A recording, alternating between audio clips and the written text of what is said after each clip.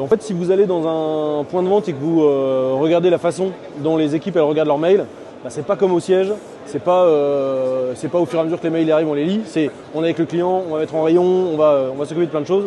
Et donc ce qui fait que les mails, on les lit tous les 3-4 heures. Et encore, du coup, il y a plein de mails qui sont tombés, on sélectionne dedans, et donc il y a plein de mails qui passent à la trappe. Nous, on résout ça en étant adapté au mode de vie, au mode de travail des équipes en magasin, avec une application, avec des notifications, avec quelque chose qui est vraiment adapté à leur façon de travailler. Et d'une part, de garder vraiment le lien, parce qu'il y a toujours des équipes avec lesquelles au fur et à mesure on perd le lien, surtout quand on a un réseau au-delà de 50-70 points de vente, de faire gagner en réactivité, bien évidemment, de pouvoir mesurer aussi avec qui on communique, qui a répondu, qui n'a pas répondu. Donc voilà, on va pouvoir vraiment harmoniser tout ça et être sûr de garder contact avec tout le monde et avoir une meilleure réactivité. Alors, les étapes clés pour intégrer IDLink dans un réseau de points de vente, la première chose c'est de pouvoir identifier ce qu'on veut faire avec. Donc module par module, on va aller discuter tous ensemble et créer une matrice des process avec qu'est-ce qu'on va faire passer sur quel process, à quelle fréquence, qui va les publier, donc qui il va falloir former, auprès de qui on va déployer, quelle est la priorité, puisqu'on ne va pas tout déployer en même temps, et qui on va aller atteindre dans les points de vente. Une fois qu'on a fait toute cette partie-là, nous on va pouvoir déployer la solution de notre côté, et pendant ce temps-là, on va commencer à communiquer, donner le sens aux équipes finales. Éventuellement, ça arrive qu'on fasse un pilote ou un POC. Et ensuite, on a une partie de déploiement sur laquelle on va suivre au quotidien la façon dont on déploie sur le réseau et en même temps un calendrier de publication.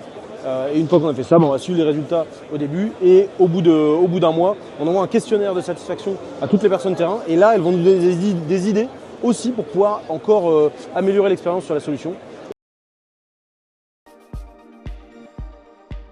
Alors, les intranets, c'est quelque chose qui est très intéressant parce qu'on doit mettre à disposition des équipes, que ce soit en succursale ou en franchisé, des modes opératoires et pour qu'ils puissent se repérer et savoir quels sont les process à faire. Donc, intranet, c'est très intéressant. Par contre, les équipes, elles n'ont pas le temps d'y aller et surtout, intranet, ce n'est pas un outil pour alerter les équipes. Donc, nous, on est vraiment un outil où on va pouvoir les alerter sur quelque chose d'opérationnel qu'ils doivent faire. C'est vraiment deux choses qui sont complémentaires au final.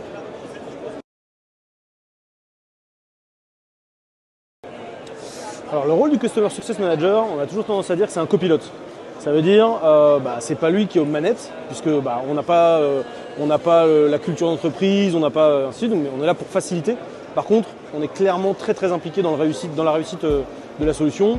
Donc il y a toute une partie sur mener des ateliers au début, sur choisir tout ce qu'on doit faire, sur créer de la communication pour les équipes, pour faciliter la diffusion de ce à quoi va servir la solution.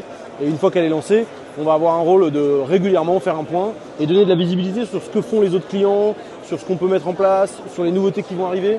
Et donc vraiment ce rôle-là, il va être de pouvoir garder le contact et de pouvoir optimiser au fur et à mesure l'utilisation de la solution. Alors, dans les choses qu'on essaie d'aider nos clients à améliorer, on a mis quelques-uns en valeur ici. 60% d'emails en moins à traiter. Il y a beaucoup de clients qui nous disaient les équipes en point de vente, elles reçoivent des tonnes et des tonnes de mails, au bout d'un moment elles lisent plus rien. Et là en fait nous on arrive à les diminuer en ayant moins de relances pour demander à des gens de répondre à quelque chose, en ayant des process qui sont plus adaptés, qui demandent moins de messages, voilà, on va moins les solliciter. 7 fois plus de réponses aux sollicitations du siège.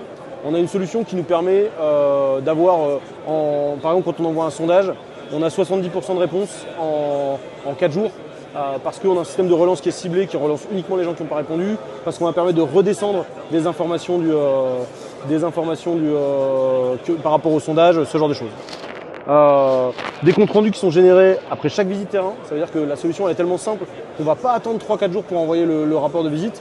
Résultat, la personne, le responsable du point de vente, il va pouvoir débriefer directement avec ses équipes et donc on va pouvoir directement réagir alors que la plupart du temps, sinon, on soit ça 3-4 jours après, ils sont déjà passés à autre chose et donc c'est débriefé juste sur ce qu'on a retenu et on n'a pas quelque chose d'exhaustif.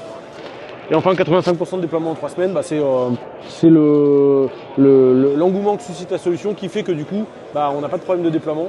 On peut le faciliter avec du SSO, on peut le faciliter il y a plusieurs solutions pour pouvoir rendre la solution beaucoup plus facile à déployer.